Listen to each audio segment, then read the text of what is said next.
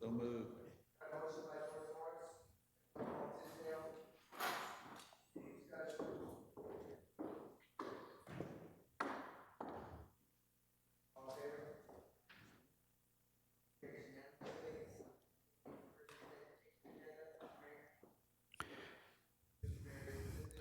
The mayor is at a family funeral this morning, and but he will be at our regular council meeting later this afternoon. Test. We will be asking you to come back at 1:30 to help us, among other things, approve a declaration of emergency for the hurricane that we'll have for you to vote on at the 1:30 meeting. And just as FYI, that we have announced a mandatory evacuation of the harbors this morning, so their boats are all pulling out now. We have a number of guests here this morning. I know you're going to introduce them, Council President, so I'll skip over those names for now.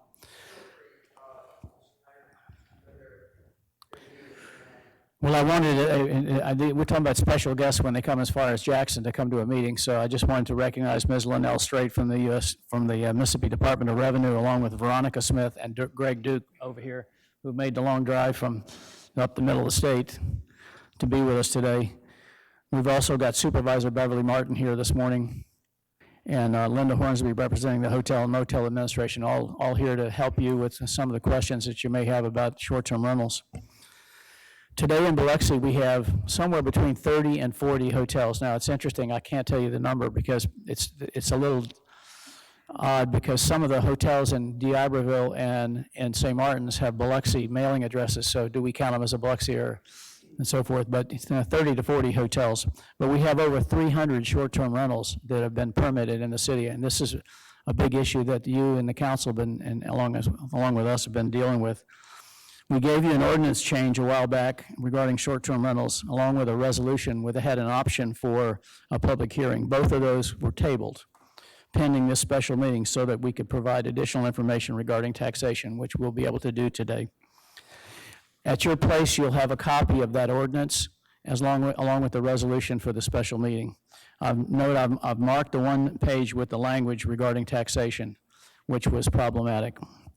That's why we're here today, and this completes the mayor's report. I yield back to you, Council President. Thank you, Mr. Leonard. And again, Ms. Linnell, thank you for being here, as well as Ms. Smith and Mr. Duke. Thank you for being here. It's always wonderful to have one of our supervisors here interested in what's going on in the city of Biloxi. Thank you for being here. And Ms. Hornsby, all the work you do with the Hotel Association. Thank you again. I'm going to bring this up to the council reports. If you guys would keep it short, I know we have a lot to go over today. If there's any discussions in our council report that are no report. Well, if that's short enough. Councilman Guines, report. All right, well, that will lead us into the policy agenda, and this is the substance of this meeting. It's the public agenda. I apologize. We'll have 3 minutes per person in the audience if they care to speak, and we'll reserve 45 minutes in total. If you care to speak, please come up to the table, state your name and address for the record, and sign in. Now, what I would suggest that if you have questions, it's not going to be a back and forth, but I'm going to write down every question that you guys have, so we'll try to address it during the substance of the meeting. So anybody on the right-hand side of the room or my left-hand side of the room that would care to come up and speak or propose a question for us to address, please do so now. Good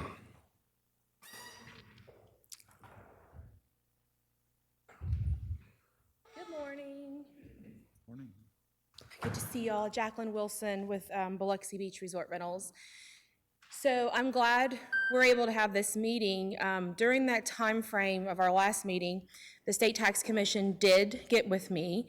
They have changed my TAP system so it allows me to break down the city of Gulfport and Biloxi for the 7% sales tax. So I have started doing that. They've asked me to amend up to 36 months. So I've started working my way back from 2007 forward to do the amendments.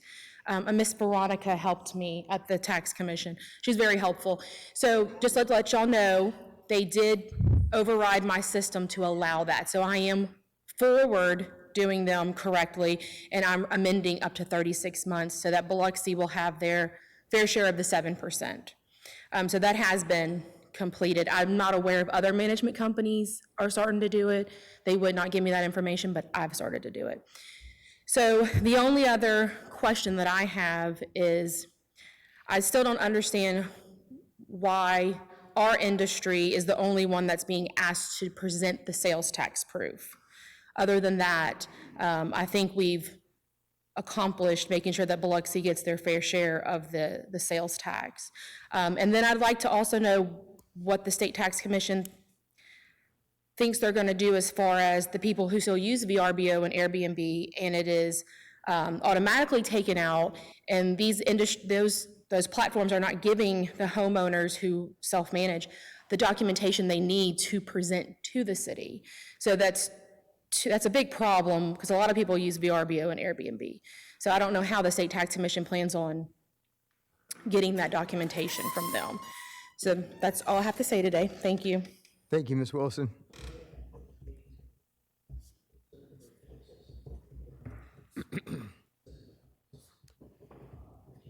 Is there anybody else that would care to speak? Ms. Hornsby? If you would, please state your name and address for the record and sign in for me. Linda Hornsby, 1167 Bayview Avenue, Biloxi.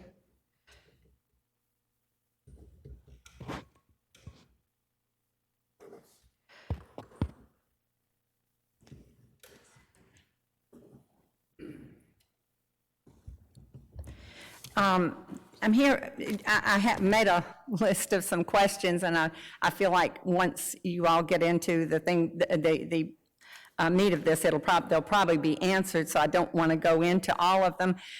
First of all, I just wanted to, on the most recent bill, House Bill 379, I believe it is, it deals with third-party retailers, third-party marketplace, third-party facilitators. These are basically your OTAs, which is an online travel agent, examples, Expedia, Airbnb, and let me just give you an idea of what Expedia owns. They own Agencia, Expedia Inc., Hotels.com, Hotwire, Numinous, Orbitz, Travelscape, HomeAway, and Vrbo. HomeAway owns Vrbo now, so that's a lot of bookings. And most recently, we were provided with a thread of emails between one of the local hotels that is 10 rooms, or that is under 10 rooms, and Expedia told them, and stood by it for quite a while, that they were not responsible for the 2% room tax, because when that tax was first enacted in 2004, there was an exemption for 10 rooms or under. However, in 2007, the legislation which created the Mississippi Gulf Coast Regional Convention and Visitors Bureau, it went back to the definition of one room or more, and that's what the DOR's definition of a hotel is, everything. So they really, there is no exemption any longer. And also a point that I've discovered again, Airbnb, I contacted Airbnb as if I wanted to list a property of my own, and that would make me a host. And they said they automatically, when you put the address in, they have the 7% sales tax on there. But they provide a link for the host when they're filling out what their rates are and any fees. There might be a cleaning fee, there might be a deposit. When they're filling that out, it is up to the host to put in the applicable local taxes, room taxes, basically. And so they provide a link to the DOR's website. That's good. And on that list, if you have a property in Biloxi and you look on that list for Biloxi or you look for Harrison County, it is not on that list. The taxes, the 5% tax is due on all properties in Harrison County, but instead it's down under the M's, Mississippi Gulf Coast Convention and Visitors Bureau and Mississippi Coast Coliseum and Convention Center. Because I guess that's the way the taxes were originally levied in the legislation, but that is not even how the distribution is. And I think they're correct on the distribution, but I'm just saying it is confusing for a host, somebody that just happens to have an apartment or a house and they want to rent it out. It's very unlikely that they're going to go down the entire list. If they've gone and looked in Biloxi and they've looked in Harrison County and it's not on there, I would assume, unless I knew better, that all you owe is a 7% tax. And so those are two, I think, key things, but I'm anxious to hear. I appreciate you all having this because I'm anxious to hear some of the intricacies of how it works. And also what prompts an audit by DOR.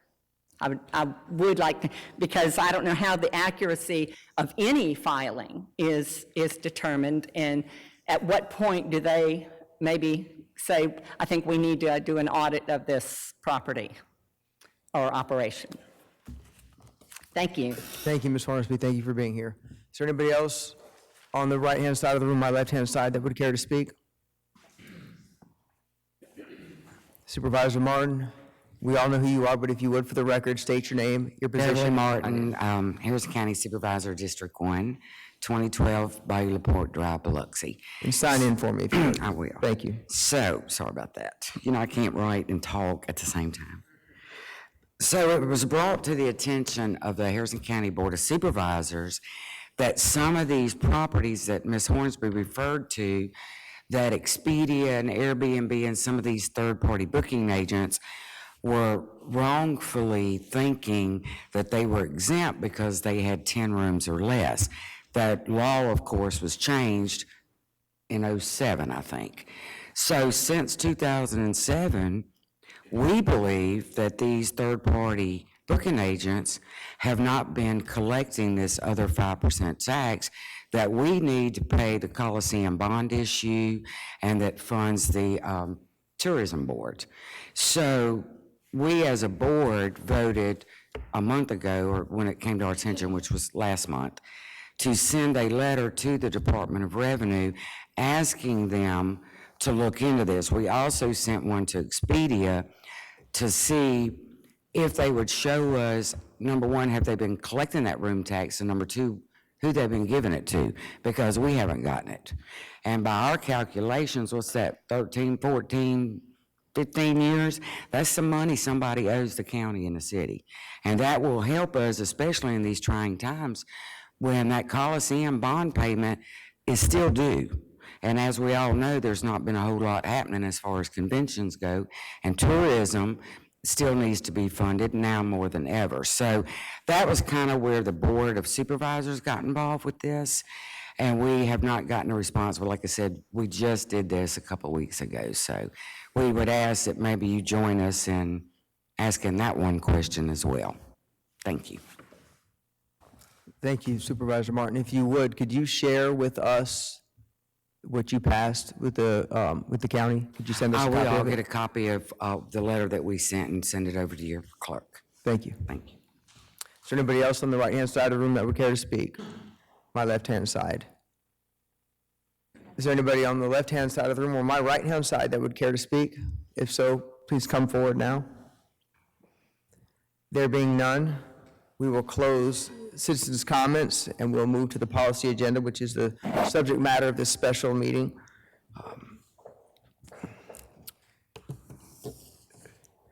What I would like to do is begin with Ms. Linnell Strait, if she could take your place, Mr. Leonard, so we could ask her some questions regarding the Department of Revenue. Thank you. Ms. Linnell, thank you for being here. What I'm going to do is just address some of the questions that that some of the previous speakers had. If you could I think I help have me them all answer written those. down. And then I'm going to go to the individual council members and allow them to speak and communicate with you one-on-one. So the first one, Ms. Wilson discussed an override that she was provided the ability to, you helped her override the system so she could adjudicate the amount of taxation that should be appropriated to Biloxi versus Gulfport. Now, she referenced an override. Is there a system that does that without having to have a special override? Would every one of our vendors have to get an override to determine the amount of taxes paid on behalf of Biloxi properties versus Gulfport? It's not an override in the system that is required. It's a matter of how the return is being prepared. So there can be some education, Okay. if you will, and we have a group in our sales tax department that is dedicated to auditing returns each month. And I will tell you, for all the special levies that Mississippi has, you know, it's become ever more obvious to us that we are expanding that group of people that work in sales tax that do that. So we routinely, as part of what the auditor is doing with that now, they may call, they may ask questions. Now, knowing that she was a property manager that had properties in both places, that could have, maybe that could have been picked up on in her registration at the time she did the registration. I don't know that she disclosed to us that the properties were in both locations, but it's required that if they're in multiple cities, they have to file a distribution by city. Some other companies that have been named here today, that is exactly what they are required to do when they complete their returns. And so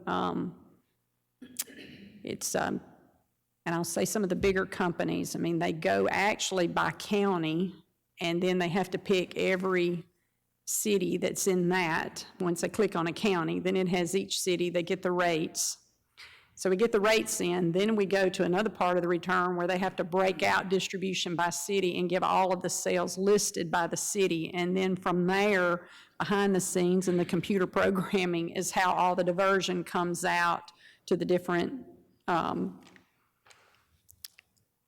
whomever the sales tax, whomever the special levy by law is being diverted to and is paid out monthly from the Department of Revenue. So use the word override, I think it's just a matter of making sure that she was understanding which part and where to go in the return to file the distribution by city. So if I'm understanding correctly, we need to make sure that our vendors are providing the DOR a distribution by city. There's a document that helps them If they have segregate. properties in multiple cities, that would be the question. Are you completing the part of the return that has the distribution by city? Okay. If you are having, I don't know, community education seminars and discussing third-party rentals with the public in general, that would be a question. If you are having problems with that, please contact DOR. Okay, well, that brings me, you segued right into the third-party concerns of some of the speakers. Now, are the speakers correct that they are not exempt from the taxation? No. Okay. No. With helping them collect and appropriate the taxation, is there a way to put what Ms. Hornsby addressed under the M section for the Mississippi Coliseum section under Harrison County? Is that a website change that we can make? On our website, we list all of the special levies on the DOR website. You'll find them, and they are listed by name as the bills are passed in the legislature. Now, we've got a little alphabet listing across where you can quickly go through the list, and if you're looking for Harrison County and you hit H, unless you know the name of your levy, that is it's going to be part of educating your public to do that. Now, I don't know that, I'll take that back as a suggestion today. Maybe we need to list those in both places. I'm going to go back after I've heard that today. It's just been our policy to put it on our website as it is passed in the bill.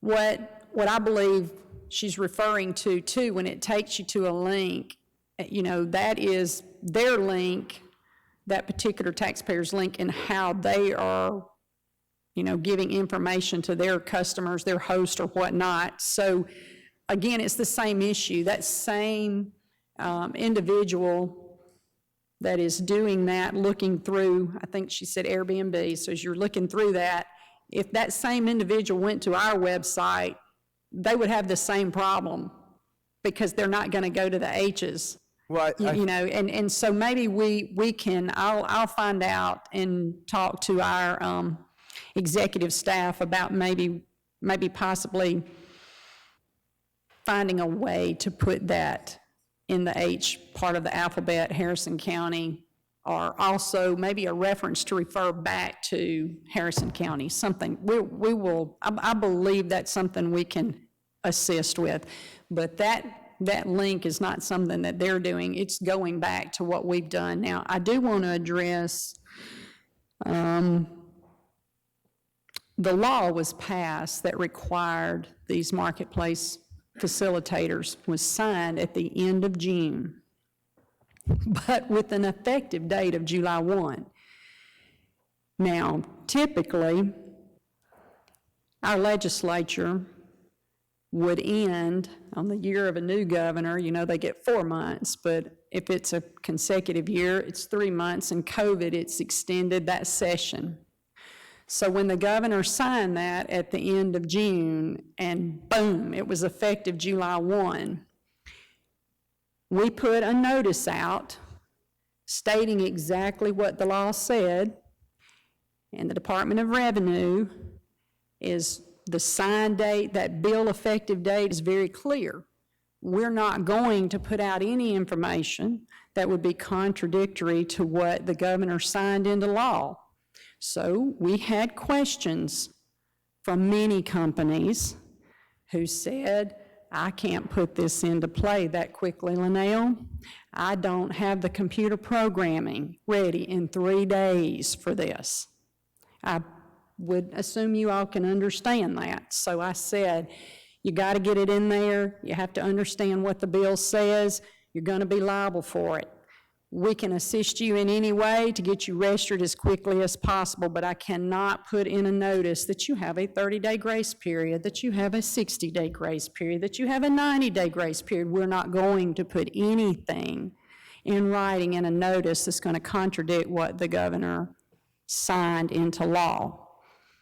So with that said, you all have to understand, people are trying to get this in. That company had some sort of contract service, as I understand it. I actually got from Gulfport or Biloxi, I got a series of emails sent to me almost addressing exactly what she was saying, because they went back and forth, and those got forwarded to me. I've since had a multi-person conference call, and we have worked through that with multiple companies, okay, because they were pulling something, I believe, from a survey from years past. It wasn't current. I think that was a contract group with this particular company. So when we explained, you have to understand the wording in that levy, that's changed, and how we interpret that for those levies that say it applies, it does not apply to, if it has 6 rooms or less, or 10 rooms or less, or anything. And what you'll find is most of the older levies, like that one, before it was changed, had that wording in. Now, I've been with the agency 33 years, so I can tell you what my layman's explanation of that was when those levies went into play.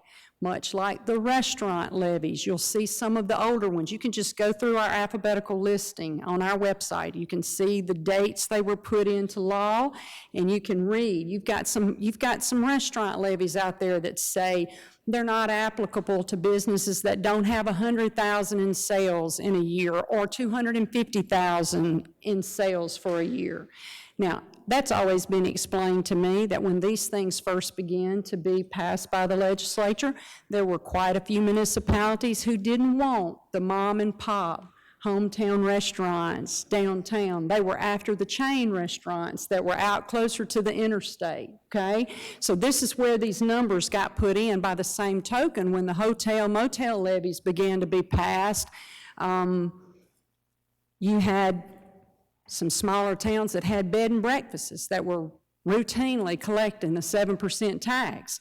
They didn't want the hometown bed and breakfast to have the levy applied to them, which is where you get into this 10 rooms or less, 6 rooms or less. They were after the chain hotels in town.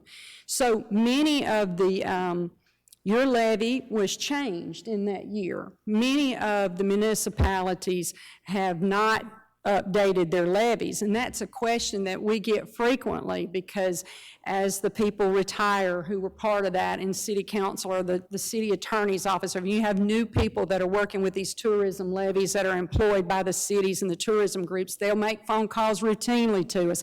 Can you tell me whether or not, how come ours is not going up if Airbnb made their registration public and we can find these in our area, why is my diversion not going up? And I'll say, go back and look to the reading of your levy.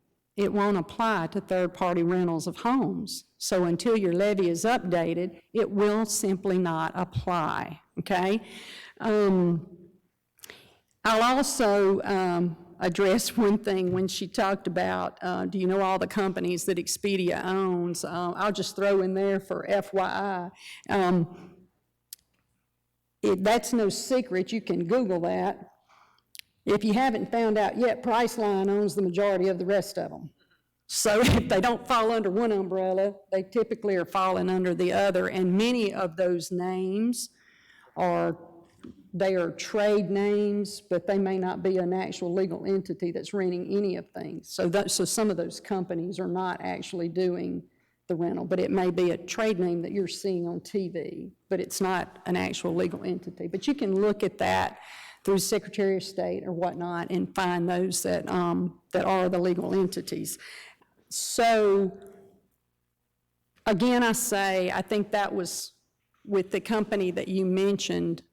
I believe that's where the confusion came. It was a source that they were using, a third-party source, to handle the emails and whatnot, but the company understands where one email was sent to me. They gave contradicting information. They actually had that contradicted the law change, but then at the same time, they sent the same person, that was a third-party person, they sent the same information that's the current information in one email. So what they sent actually contradicted. They gave them the old that they had pulled off the website, and then they had given them the new. So I think it's a matter of a rush of all of these companies trying to get registered, trying to do what the bill required them to do.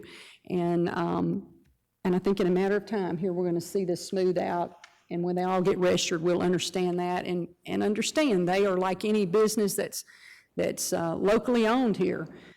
These people are subject to audit, just like any local business here is subject to audit, and all of that will be addressed as these businesses are audited. So I hope that cleared up the old information. If I could, Council President? Mr. Leonard? We tripped up earlier on one sentence that's in your ordinance package.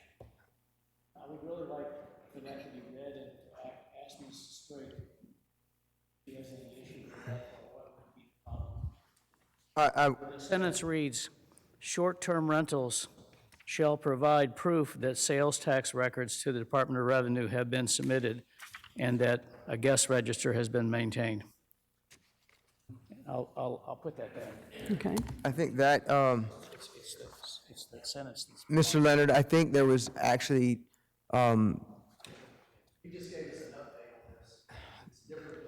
Peter Abide. Well, Mr. Abide proposed a different modification than the one you just read in. Let me read it and tell me if you agree with it. Then short-term rentals shall provide proof that sales tax records have been submitted to the Department of Revenue showing the city as the short-term rental location, or that such taxes have been collected by a third party. So I think this takes into consideration our concern with the filing of a distribution of cities to make sure that we are being accounted for taxes generated within our city. Mr. Leonard, do you have a problem with the proposed language that I just read? No, but I would ask the Department of Revenue to comment on whether it's accurate. Ms. Straight, do you have a copy of that language so you can look at it? I do, yes, sir. Okay. Do you have any concerns with that language? Well, let me say, as the city, if it's your ordinance, I believe you can and ask whatever you want to require of the taxpayer. Let me also remind you, though, that from the standpoint of our department, and the law, sales tax returns and the content of sales tax returns are classified as confidential information. Now, you may already realize that the city has access to a list, as well as for the special levies of taxpayers that are remitting money to you each month, okay? But it's not going to have any amounts because we consider return information to be confidential information. I don't know that, and you have city attorneys that can help you with that, whether the state certainly can't release that. So I don't know if the majority of your taxpayers would even know that they can't be compelled to provide that information publicly. You know, and then the question would be, you know, what kind of safeguard, if you're asking for that from them, are you going to have to make sure that that information doesn't become public elsewhere? You know, so I can speak not from the hat of DOR, but to say if I were a taxpayer here doing that, I would probably be asking my own legal counsel, am I compelled to give them the contents of my tax returns? Because I don't believe that I would have to. Now, I'm going to back up from that and tell you that's what Linnell Straight would be asking you. And then if so, what is your policy and how are you going to safeguard my information if I chose to voluntarily give it to you? Now, you all, I do have a suggestion. Have you ever considered asking any of these people to disclose their contract language that they have with their rental platform? What does the contract that they have with the rental form say about the taxes? These companies were not required by law to collect these taxes until July of this year. Ms. Straight, can I interrupt you for one moment? Mm-hmm. Mr. Abide, in the proposed modification, it says short-term rentals shall provide proof that sales tax records have been submitted to the Department of Revenue. That doesn't suggest that they have to tell us how much was paid. So if we do get a list, you said, we can verify if they have contributed some amount, just not the amount that they paid, just that they have contributed some amount. Is that correct? Well, understand, if a homeowner is listed on a marketplace, we are not going to register them and give them a sales tax account. We do not want homeowners all across the coast having sales tax accounts that are on a marketplace. We want the marketplace collecting that tax as the law is requiring. You also sales tax number has purchasing power. I mean, we're not going to give out sales tax accounts to Right. individual homeowners who are Ms. going to Straight. rent out Mr. President? part-time. I'm interested in what Ms. Hornsby is holding up. She was holding up a paper. One second, I'll get to Ms. Hornsby. Ms. Straight, the language continues and it says, or that such taxes have been collected by a third party. So I think that if they are on a marketplace, then Peter Bide, correct me if I'm wrong, that demonstrating in the contract that a third party is collecting the sales tax would suffice for the language that's in this proposed modification. Is that correct, Mr. Abide? Yes, and we also asked them if they have a contract to tell us who their contract is with. And this is designed just to show. Can you use the microphone?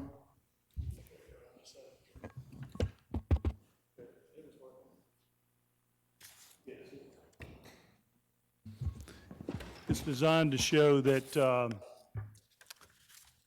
there is a mechanism in place that it is being collected. We're not asking for the amount. That is something that can be determined very easily by the individual owner if they're on a platform, what those amounts are. But at this stage, we're just saying it's either, if you have an agreement with one of the platforms, your agreement's going to show whether or not it's being collected by them or not in that agreement. And we do ask for that information, I think. Thank you. Ms. Horn, I'm going to respect Mr. Guines' request first. Ms. Hornsby, Mr. Guines was interested in what you were Could you holding come up. up to the microphone where Mr. Abide is at? Mr. Abide, could you let her have your microphone for? Oh, just come on over here. This is, I'm reading from Airbnb's website where they instruct a host what to do. Put in your rate, put in your cleaning fee, and it says, find out how occupancy, tax collection, and remittance by Airbnb works. Note, hosts located in these areas are responsible for assessing all other tax obligations, including state and city jurisdictions. Hosts with listings in these areas should also review their agreement with Airbnb under the terms of service and familiarize themselves with the occupancy tax provisions which allow us to collect and remit taxes on their behalf, and explain how the process works. I cannot find, I've only been able to find one or two that actually are operating as a business, and they are aware of what the occupancy taxes are. I'm talking about these individual short-term rentals. The majority of them do not know what the applicable taxes are, and if they go to that website, and I appreciate her y'all being able to maybe all it would take is a cross-reference under the cities of Harrison County and Harrison County, at least Harrison County, so that if a short-term rental were to abide by what Airbnb is saying, then they would go, well, mine is in Biloxi. No, I don't see Biloxi on here. Well, let me look under Harrison County. Nothing. And so it's very unlikely that they would know how the levy was written to go down to the M's and find the applicable taxes that are due. So a cross-reference would certainly help that. But, you know, if anybody is not doing that, any of these short-term rentals, then it's not being collected. Ms. Hornsby, in that contract, based off the language of this proposed modification, if they presented the contract to the city, would it show in that contract what taxes they were assessing for? I'm not sure. No, but as a homeowner, Can you come to the microphone, Ms. Wilson?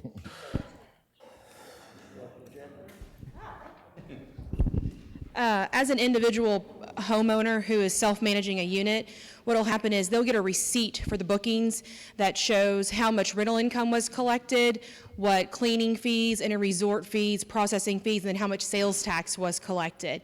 But that's all it will show. And I did bring it with me that day to the meeting because I do have a owner who's on my program who also has Airbnb and VRBO, and he printed out a receipt for me. So it will show the tax that's collected. That's right, but what I'm concerned is when you set it up, The contract will not show that. It is left up to the individual to know what their sales tax is, depending on their location. well, when you set it up, when you go on to Airbnb, and forgive my ignorance because I've never done this, and you click in to become a new marketplace participant, whatever the terms would be, and you click Biloxi and you click that, there's nothing that's printed up that shows which taxes you clicked to Links. collect from? No, it links you to your Department of Revenue. That's right, but if you do that, but you have to put in something in order, it's going to collect sales tax. It'll show you So the 7% sales tax, but Linda's speaking of the 5% specialty, and it doesn't link you to that. Right, but if it did link you to that and you clicked it. That's right. Would that show on your contract that they are going to collect for those two taxes? No, it just shows the sales tax. It just says collecting sales tax. Ms. Straight? Is there any wording that when you were going through there and registering and all of those things that pop up, I agree, like going through an AT&T deal, you have to scroll up and I agree before you go to the next step. Did you print any of that and look at in the wording in there about what it said as to who was responsible for the collection? I did not for that owner. See, my company's different. We are the third party, and then we contract with a company called Vacay Homes, and they contract with Airbnb, VRBO, Travelocity, Expedia, all those places. Now, they have changed it for me to where VRBO will collect the sales tax. So before, I was saying my reservation total is $3,000, and in that $3,000 was 12% sales tax. They are no longer giving me the option to collect it. That just changed now with VRBO. So I'm fighting with them because I don't want to change. I like collecting my sales tax. I like remitting it myself. That's not going to be allowed per the new law. It's going to have to be collected by the marketplace. The law says that. That's not going to be optional for you if you were on that marketplace. Yeah, because being a management company, we would have to set up an account for every single condo with Airbnb and VRBO. That's why we use that third-party platform, and then that's their responsibility to set that up. But yeah, VRBO they are no longer allowing me to collect the sales tax, which is... Because they are liable for it. Yeah, and I understand that. Just like I'm liable for my owners, my contract with my owners states that Biloxi Beach is to collect all sales tax and remit it to the proper department, and that's what we do. So my owners will be held harmless if I didn't pay my sales tax. But no, on Airbnb and VRBO, it doesn't give it in your contract. It just states that they will collect that sales tax and remit it, but it doesn't give a specific dollar amount or percentage of what they're going to Well, I'm not looking for that. I'm just which ones you collect. Biloxi, whatever, Mississippi sales tax, Harrison County, it doesn't say which taxes it's going to collect. That seems interesting. Councilman Tisdale? Yeah, I just want to make an observation. I hope I'm accurate with this, and that is, we all agree there's a problem. There's a communication issue, and I'm thinking there's some guidance that has to go out. We've got the operators, we've got the Department of Revenue, we've got all the municipalities, we've got two taxes, we've got the 7% state sales tax, and then the Coliseum tax, I'll call it, with the other 5%. So we'll all agree that these are all issues that have to be resolved, and I'm wondering who's going to resolve that? That is, get the guidance out to revise whatever forms needed to be done. I'm thinking if every municipality has to do that, that's a lot of time and energy throughout the state for cities, large and small. Just from what I know and what I've seen, not that I interact much with, whether it's VRBO or Uber for that matter, it's just that these are disruptive technologies, and this is exactly why they are disruptive technologies. I don't think the platforms, VRBO, HomeAway, Price, whatever, I don't think they want to make these changes. Why would they? I'm going to put the ball in your court. I'm going to put the ball in your court. Am I accurate in that? Again, I can't disclose who we've had voluntary collection agreements with for some time, but you have to understand there are platforms, there are management companies all over the state that management companies that were domiciled in Mississippi that have been collecting these taxes for quite some time. There are those that have been domiciled outside the state with absolutely no nexus in Mississippi that have had voluntary agreements with us that have been collecting these taxes for quite some time. When the law changes and puts that burden on them, yes, they're very concerned about being on the roll and collecting the tax. So I certainly think they are motivated by this bill to be registered and to be collected, which is also why when this legislation puts the burden of the tax liability on them to collect, they're not going to give these people an option to do it. They're going to be collecting it because that burden of that tax collection and remittance is now on them. Okay, and maybe that's the rub, because we're asking the operators to provide verification that they are in fact paying the taxes. There's got to be, of course, that's why we're here today. What's the easiest, least obtrusive way of verifying that I run a short-term rental in the city of Biloxi?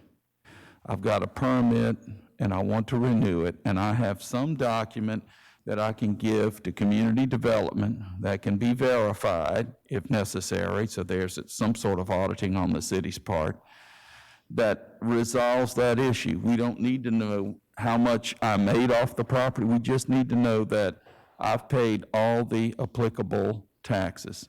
I would say that if the homeowner is contracted with a platform, they'll have evidence of that. And would that evidence be, and you had mentioned the language of that agreement, maybe?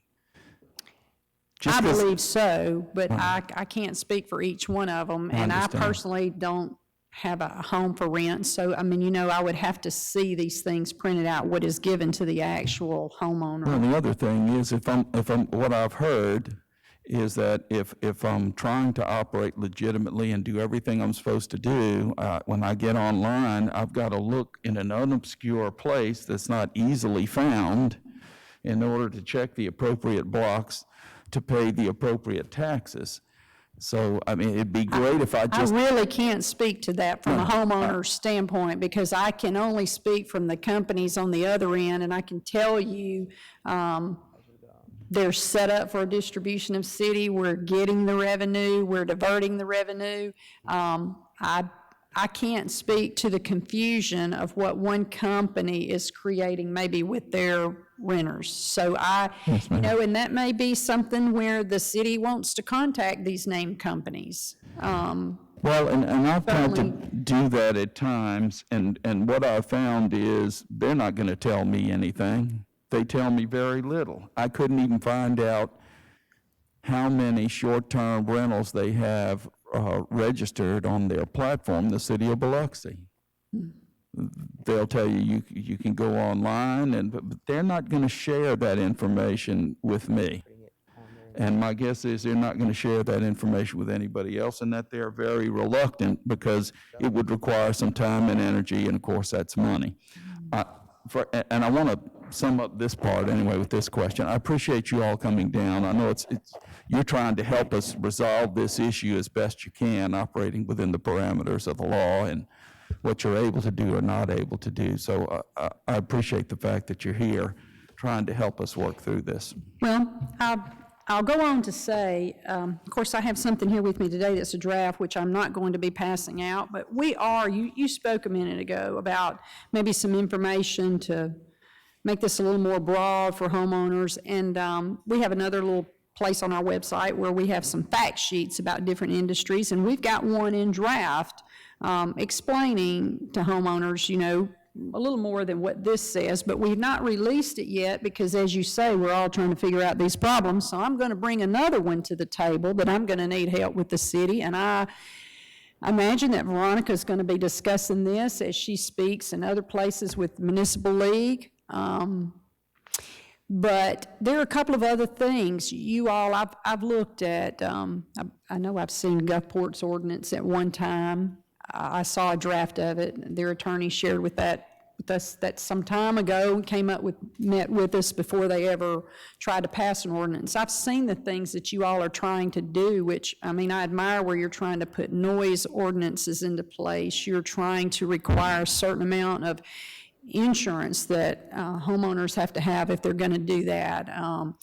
Everything from, you know, where the fire extinguishers are placed in the home and all these safety things. I mean, I realize this is quite a challenge for you all. And I know from the homeowners, you know, if I've got a home in a very nice neighborhood, I'd hate to know that somebody just bought a house next to me and that's all they're going to do is rent it out and my neighbors are going to change every weekend. You know, that's a lot of this has to be put into place to protect those homeowners too. So I know this is a challenge for you all, but let me point out a couple of things that we're trying to work through right now.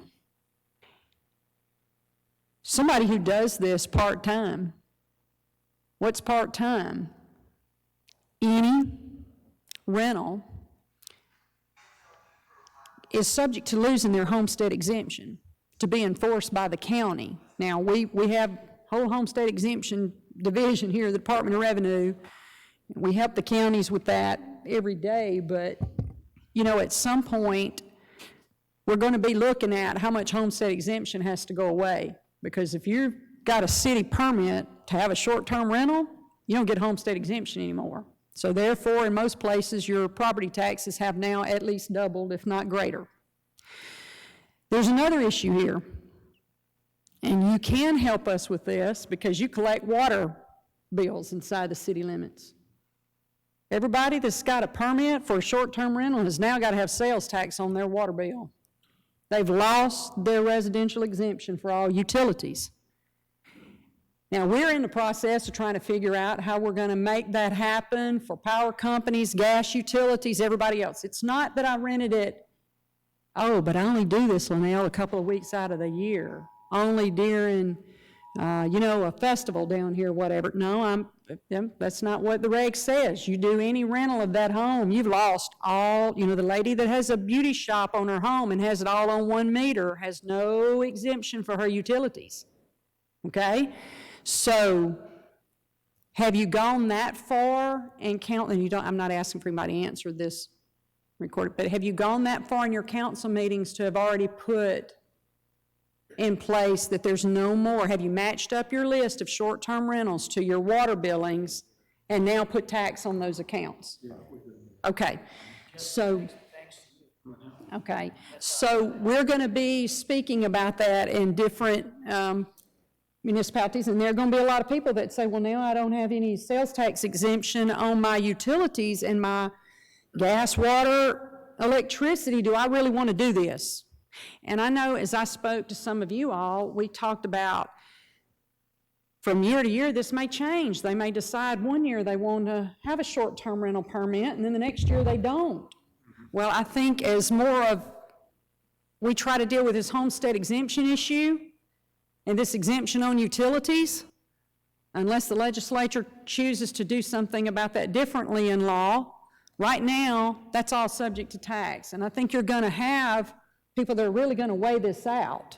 If I don't really have serious commercial property that I bought with the intent of doing this, why in the world, I mean, is it making enough money to give up and pay double my property taxes or greater? And is it worth me having to pay sales tax on all of my utilities now? So I don't know the answer to that. It would be, you know, how much is my property in demand for short-term rental? So these are things that we're still having issues with before we put out some notice. So I'll tell you, we are trying to work with this too, and we've been asked by politicians the question of how are you handling this? Well, we're working on it. So water billings seem to be the easiest where cities are requiring permits for short-term rentals, because I've got some cities that aren't anywhere near where you are and having ordinances for the way that you all are putting this into place on the coast and how you're trying to monitor that. So I do admire you all for taking the steps to protect homeowners, to make sure that people are safe, everything from noise to insurance. I mean, it's lot of questions. I certainly would think twice before I wanted to rent my home out and leave it for a week to be rented out, if I'm going to lose all of those things. So we are working diligently to be able to put some more information out that puts it in a little more step-by-step bullets. So bear with us. We hope to have something with that soon, but we're trying to address several issues at once. I appreciate that, and really, I appreciate that information, and there's always this communication issue and then guidance, and I think MML would be an excellent way to help you get the information out. I also think anytime you have this kind of wrinkle that has to be ironed out, I'm just thinking it takes somebody's time and effort to do that, and my guess is, particularly in this corona situation, this COVID situation, where cities have lost funding and trying to dig out of that hole, you don't have any extra money laying around, so you're going to put this burden on somebody in the city, and likely another rock on the back of somebody in the Department of Revenue, probably already strapped for manpower, trying to do what you can to make progress and act rather than react. Well, please understand, we will be available for any group of renters. If you pull your renters together, those that have permits, if you want educational opportunities for them, we'll be happy to come here and provide a speaker to answer questions directly from them, if that would be helpful. We're at your disposal as far as education for your taxpayers here. So if there's anything that you do as a group, maybe, I don't know if that's through a realtors group or, however you might want to pull that together, that is a suggestion. We'd be glad to walk through. Thank you so much. I'm sure that would be Ms. Strait, helpful. Thank you. Because we're very short on time, I want to give Ms. Duke and Mr. Duke and Ms. Smith the opportunity to speak, but I know if you have any questions, short, succinct questions, so we can get to Ms. Smith and Mr. Duke as well. George? My first question, you said you passed a new law, July 1st, a new law. What was written in that change? What was the difference with the new law? Well, if you're familiar with the Wayfair decision that basically brought in the internet sales piece, this past two years ago, the Supreme Court overturned a Quill decision, and that was, I believe, South Dakota versus Wayfair. And when the Supreme Court overturned that decision had said that if you didn't have physical presence in a state and you were selling into the state via internet sales, there was no liability to collect any sales tax for the states. And there had been a lot of push from retailers all over, saying it's an unfair playing field. And so a lot of pressure had been put, and so the lawsuit finally occurred and happened and rolled up Supreme Court, and they overturned a Quill decision from many years ago, when Quill was an office supply type catalog store. And at any rate, when that happened, that opened up and said, if you are going to sell via the internet, and Mississippi always had on the books a law that said if you solicited via mail order, that our tax was due. We never took that out of the law, but it was universal. When the Quill decision came down many, many years ago, our law wasn't applicable anymore. So with the Wayfair decision that came down in favor of states saying you don't have to have brick and mortar presence here, if you are soliciting sales online, you have to then collect the taxes. So you have seen the legislation that has also come out for cities and counties through the infrastructure bill. And so we are now diverting use tax, and that is coming out to cities and counties as part of infrastructure being diverted like sales tax before. Use tax had been, with the exception of a few diversions off the top, a general fund diversion and not specifically going out to cities and counties. And so we had that bill take place. Well, then there were those companies, and I won't name them, but you all have probably bought some on them if you'll think with me just a minute. There's some websites that you can go to that company doesn't sell anything, but you and I sell to each other on that platform. Okay?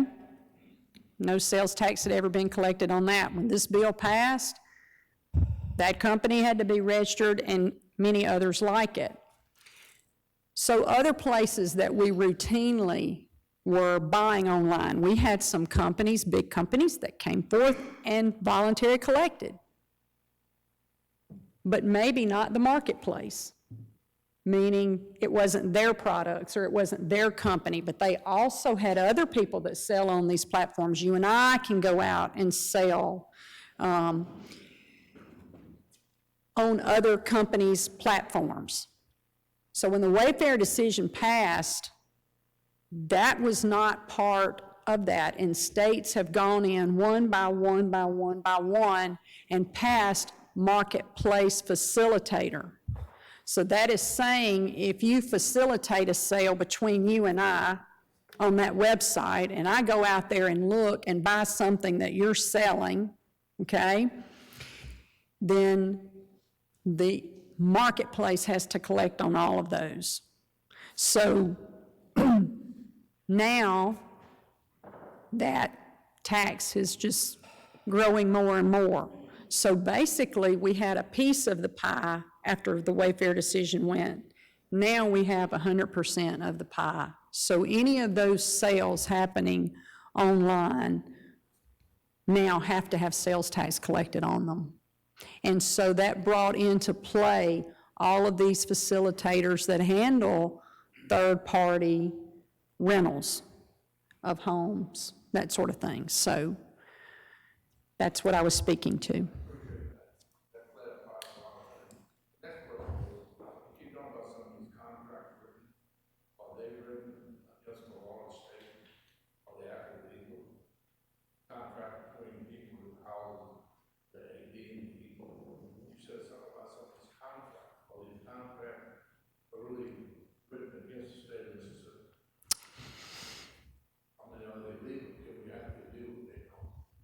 Mr. Lawrence, are you an attorney?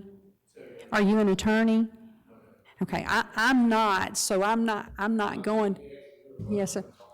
But I do have a chief of our legal division that might could answer that better. I cannot speak to whether or not that is a legal contract for an outside company that doesn't have nexus in the state of Mississippi to contract with me to rent my home.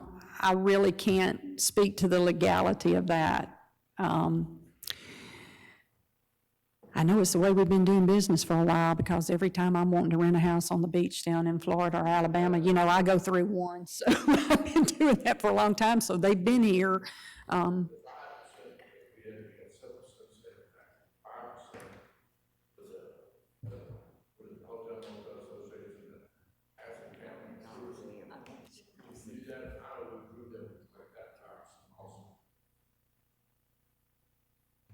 Well, I think the total of those two levies, that 5%, is really what's been the issue here today.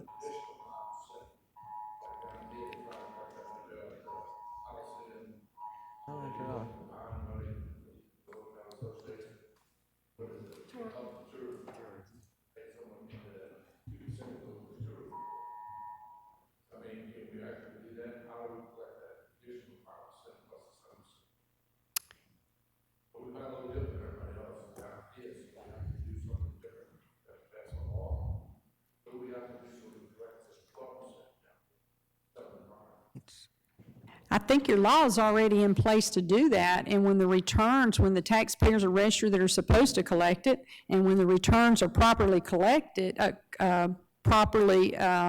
completed, you are getting that diversion.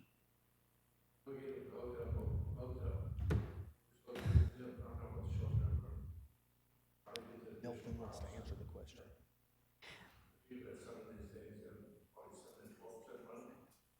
Yes, sir, I'm telling you that the facilitators.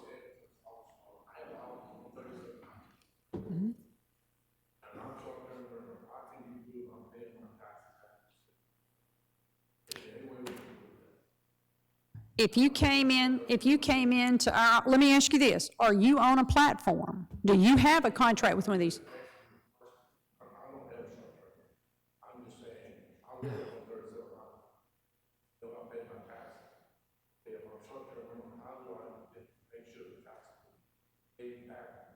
Where's the handheld mic? Mr. Sakara. You're going to come to the city, you're going to get a permit for that short-term rental, and then they're going to ask you, are you on a platform, are you not on a platform? If you're not on a platform, then you're going to have to be registered with the Department of Revenue, okay? But if you're on a platform, that money is already being paid. Any business that walks in down here and the Biloxi comes into the city hall to get also a city permit, correct? To do business, to sell TPP or to rent, whatever is subject to sales tax. The city gets a listing of that every month. If they are registered with us at the Department of Revenue, the city can match their list against our list, okay? And that way the clerk knows, okay, this one came in here, they've got that little boutique down the road, and they've been here 2 months, and I don't see them on my list. So you know what they're gonna do? They're gonna call Veronica, and they're gonna say, hey, we gave a permit to this little boutique at such and such address, and I don't see them on my city diversion list. And so Veronica's gonna go in there and find out if they didn't complete their registration correctly, because you know what? They could have marked outside the city limits. And your clerk is right. You weren't getting any money for that. So Veronica has to go back and change that and fix what they didn't do correctly on their registration. And then the next month that's going to show up, and then we'll also, we have some rules about back diverting on that, and we'll get that. Thank you, Ms. Straight. To you. Mr. Sakara, you had a comment? Yes, thank you, Mr. President. I'm going to be very brief. Milton Segarra from Coastal Mississippi. Apartment rentals will continue to grow. We're a perfect destination for that. And we're leaving millions of dollars on the table right now. A potential solution, and I'm glad the politicians are taking the necessary steps to make it happen in terms of the law and the structure, but this could be a possible solution. One third of all the taxes in the state of Mississippi in terms of hospitality and tourism are generated here. This is a significant portion for that. In our case, room tax is our main source of revenue. This is very important to us, to our president. It's part of our goals this year. But here's a potential solution. Recognizing the importance of that, why don't we do a task force? We have 1/3 of all the things that of the taxes. Can we do a public partnership between DOR and all of us, in which we will participate? We recognize there is a cost to do this, to the DOR. So maybe we can participate. I know the DOR gets 3% in administrative fees from all the room tax. Being this so important, can we allocate some of that money and create a task force based here in the coast so we can put in place the law that is going to be approved? And really, because I'm sure we're going to get the law and everything. The key will be to execute that, to enforce that. So if we're talking about 1/3 of all the revenue, why don't we do something together? Let's do a task force between the DOR, Coastal Mississippi is more than happy to do, I'm sure some others as well, and let's deal with that part of the situation together. And I think that will send a very strong message to the rest of the state, and believe me, we're going to collect that money. In our case, we're talking about more than $1 million just in room tax revenue from us. So I just want to share that, bring that possibility. I don't know if that's legal, possible or not. I have no idea. But we need to start creating some opportunities, because if not, we're going to continue discussing this for the next few years, and we will not see the money that we are all entitled in the next few years. Thank you, Mr. President. Thank you for We will certainly take that on up from here today to our commissioner as well. Thank you, Ms. Straight. That would not be our decision, but we will certainly discuss that with him. Thank you. Mr. Barrett?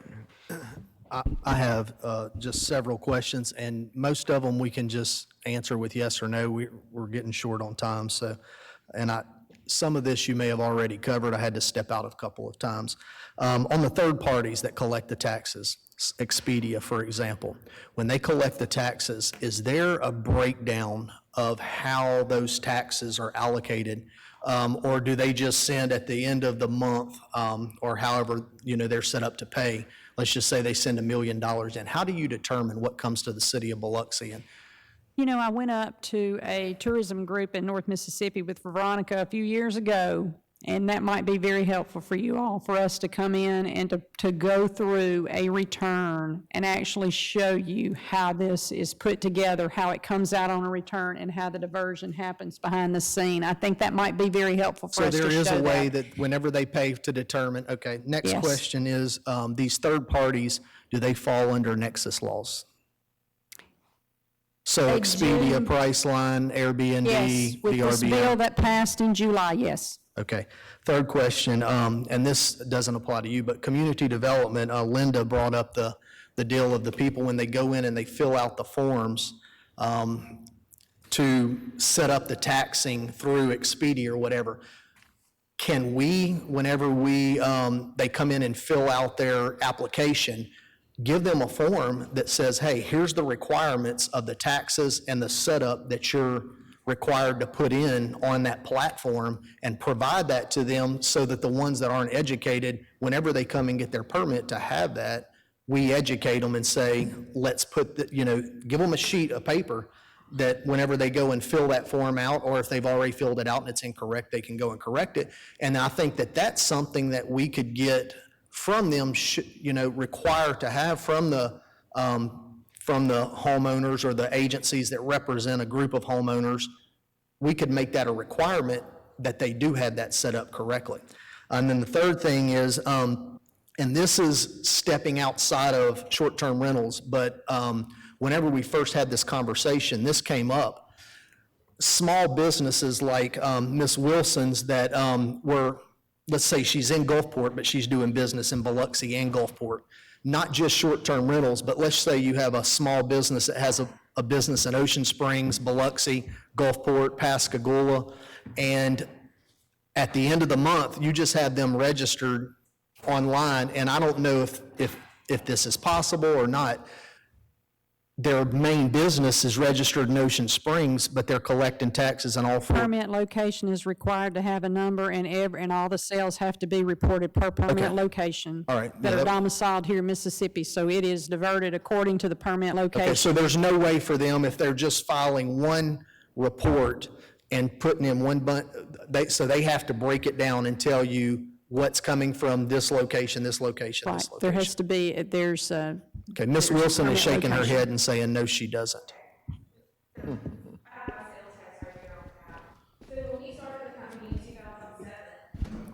Ms. Wilson, well, he's bringing you the handheld right there. Where am I going? Okay. When we started the company in 2007, my boss, I was not there. I didn't come until 11. However, it was just a few condos in Gulfport, and over time it has grown. So it's been the same sales tax ID number for many years. Now, just recently, y'all have overridden my account to where I can do it for Biloxi and Gulfport, but I'm under tax codes. I have 76, 71, and 80. 71 and 80 are telecommunication and something else. So would someone like myself have to have two different sales tax numbers? Because I was told I did not. No, because with the rentals, you're going to file a distribution by city. So not every house that you are renting. That's right. Or do you have a permit location for? So until just recently, y'all didn't give me the access to do it. And when I spoke to Miss Veronica, it's an override. So it's not set up for hospitality to be able to do that. I'm under something completely different where I have to file zeros in order to break down the city taxes. And I believe, had we known that in your registration, it would have been set up like that, knowing that there were properties in multiple locations, multiple cities. So it I would, believe, and Veronica, can you speak to that a little bit? But my main concern is I just want to make sure that Gulfport's not getting tax dollars that are being generated in Biloxi. When you asked the question earlier, I think you were talking about a retail location, and you wanted I'm to know if talking retail. about businesses in general, yes. Okay, they're all, if they are at having a location that is selling TPP, they're open, we have a permit location for every one of those. Okay. Okay, That is correct. Yes, they are required, if they're selling tangible personal property, they are required to have a permit for each of the locations. Now, the rental companies for the bed and breakfasts or home rentals, that is different, but it is knowing upfront. If we need to know upfront that if they are renting homes or if they're a platform from homes, that way we can set it up and program the system to where they can file the distribution by city. Well, Ms. Smith, many of these start with one house or one location, and it's in Gulfport.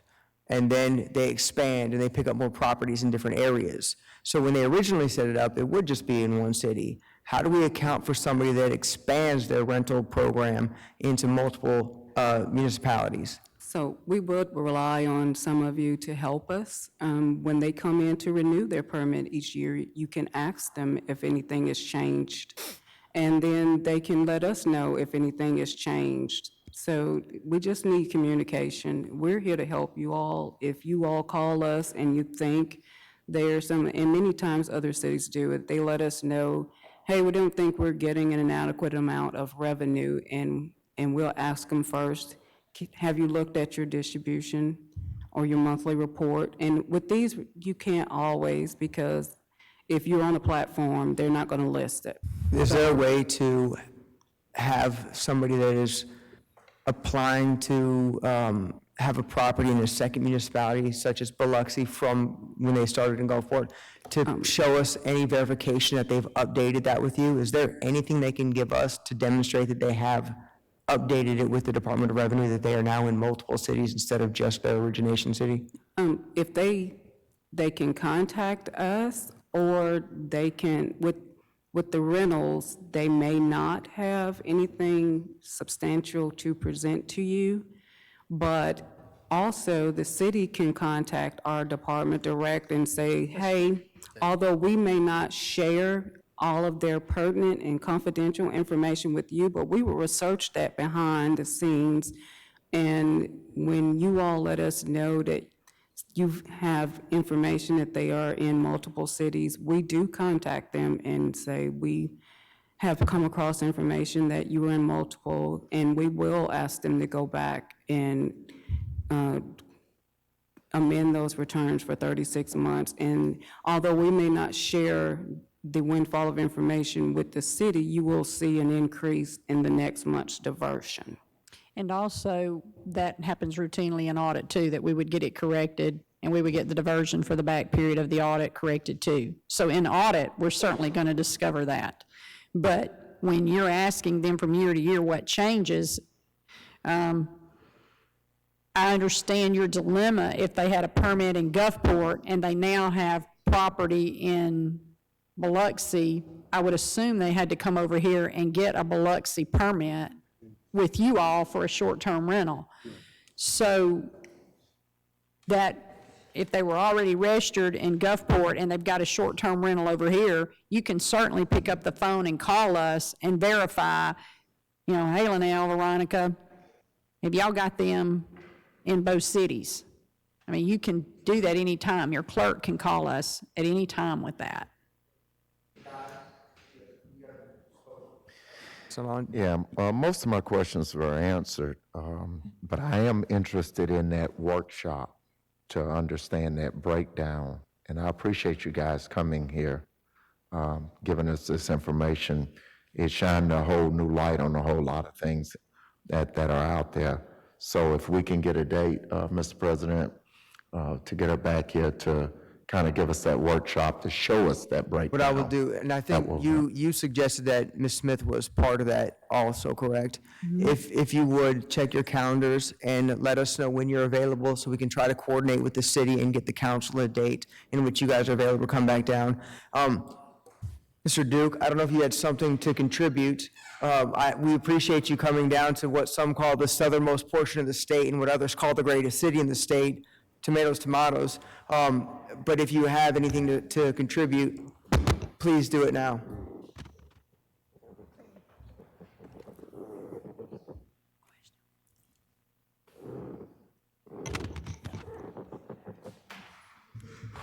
Thank you. Yeah, this is kind of like coming home for me. When I first graduated college, I lived in actually Gulfport, right on Highway 90, so we were over here all the time, my wife and I, for several years. Luckily, we did move before Katrina hit because the apartments that we lived in were completely washed away, so. Just a couple of things just to reiterate. Number one, several times the question was asked about, what do we do about these taxes going back to, I think it was '07, because the number of rooms per facility was changed in the bill. Of course, we can only go back 36 months, and that's assuming that we have somebody that we can audit or somebody that we know about to audit. As far as the platforms being involved, House Bill 379, I believe it is, that was passed June 30th, that went into effect July 1st. That's the one that required your companies like Expedia and Priceline to register to collect our taxes. Prior to that, we didn't have any ability to hold them liable for that. So we wouldn't be able to go back past this July. That's when it started. And I would also say that I fully understand. I've had a lot of these meetings over the past 5 years with different cities and different tourism groups that rely on this funding. This particular issue is relatively new, and we are working through problems. I mean, we tried to get ahead of it as much as we could, but it was a very short time frame. And then we're working through problems as they arise as well. So certainly if any information that the cities or the tourism groups have for us to help us identify the local agencies that are maybe renting in various cities so that we know that they are set up correctly to file those would be helpful, because we can't always identify them with information that we have. A lot of businesses are set up as an LLC. They have a name. It might be an individual's name or some name that's really not consistent with the fact that they're renting homes or managing that. So that would be helpful as well. Trying to think if there's anything else that I can maybe shed a little light on. It is good for us to come to these, because some of the information that was shared today, I don't know that we were fully aware of or had a full appreciation of.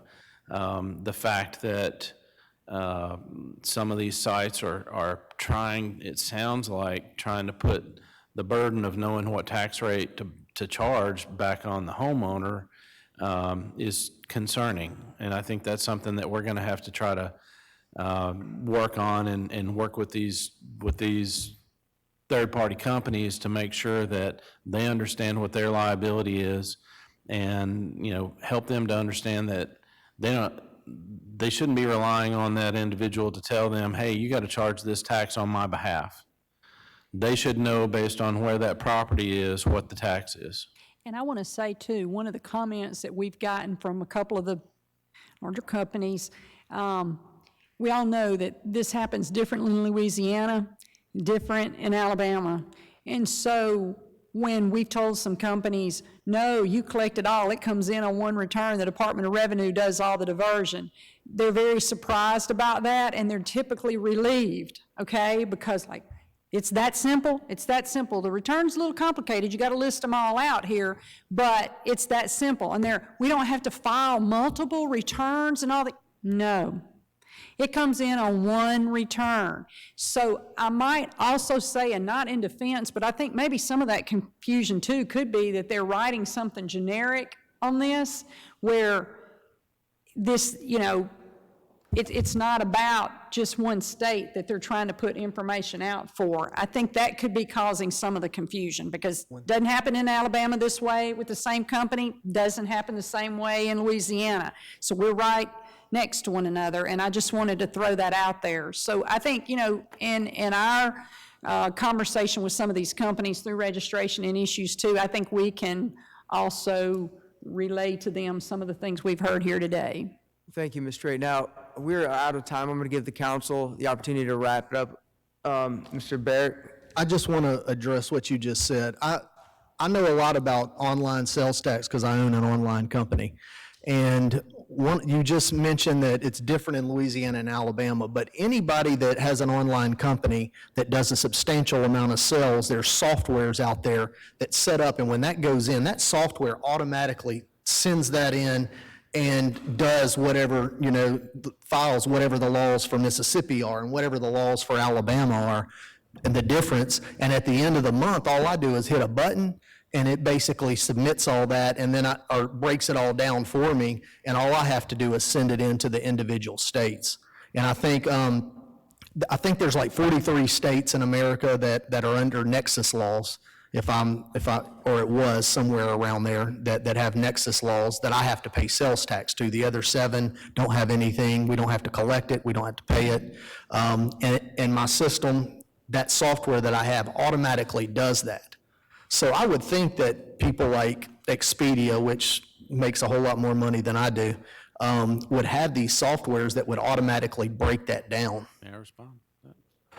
Yeah, in response to your question, or your statement there, we are very familiar with those softwares. Unfortunately, they're not set up to handle this marketplace facilitator of hotel lodging type facilities. It's a different ball game, because what you're talking about is I'm shipping to this state, I'm shipping to that state, and I'm tracking that way. In this case, it's a little different. Plus, you're dealing with them figuring out how to report where the property is to those companies, and making sure that they're correcting the correct tax. A lot of what they do is they put together a tax matrix based on location, so they know what all the combined rates are for every location. Again, unfortunately, Mississippi is new to that arena for them, so they've never had to do that way I get it, here. because different counties have different, outside of the 7 or whatever percent, there's different tax structures. Okay. That's all I have. Mr. Guines, your wrap up, sir? One thing I'd like to share with you, council, with the council, is that in our communication with the Department of Revenue to prepare for this, we were not aware of the utility billing tax. And the Department of Revenue made us aware, and Linnell made me aware of that. Just in the last 2 weeks, we've submitted a list of all 300-plus short-term rentals down to the Water Department, and those water bills are now being, and the sales tax is being added to the water bill. So we were not aware of that. We were aware of the issue with ad valorem tax and the homestead exemption, but it was only a tip that we got from Department of Revenue that allowed us to get caught up here on the utility billing. Well, no wonder you've been so happy, Mr. Leonard. Yep. Thank you. Councilman Tisdale, your wrap up. I have nothing more, thank you. Ms. Newman? Mr. Lawrence?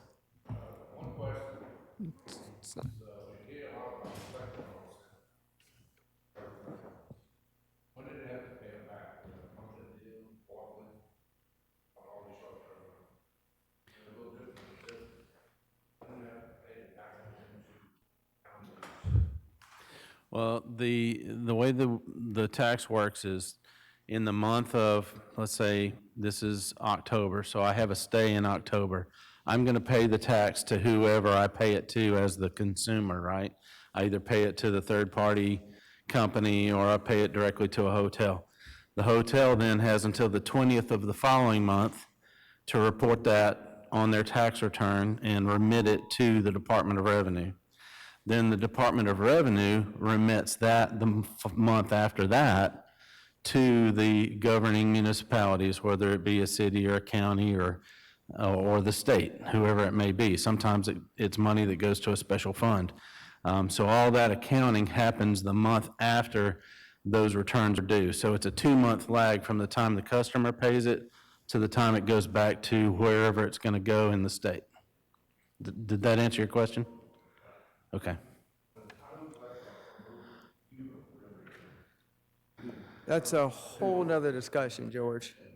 We're out of time. We're going to talk about Uber. Let's talk about Uber at a Oh, Uber?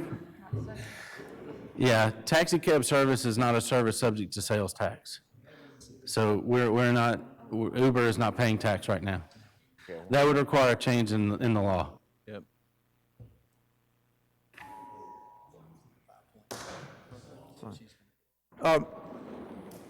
Well, I want to thank all the dignitaries and representatives from our subgovernmental groups for being here and being part of this conversation. Also, thank you guys for coming down from the Department of Revenue here to Biloxi, Mississippi, and we look forward to seeing you guys again. Jerry, one thing, could you add one question on the application for short-term rentals? Simply ask if they have other rentals in different cities, so that will prompt us to communicate with the Department of Revenue about their updated statuses. And lastly, I will entertain a motion to recess. Second. Excuse me, a motion to adjourn. I've got a motion by George Lawrence, a second by Felix Skynes. All in favor, signal to raise your hand. Motion passes unanimously. We are adjourned.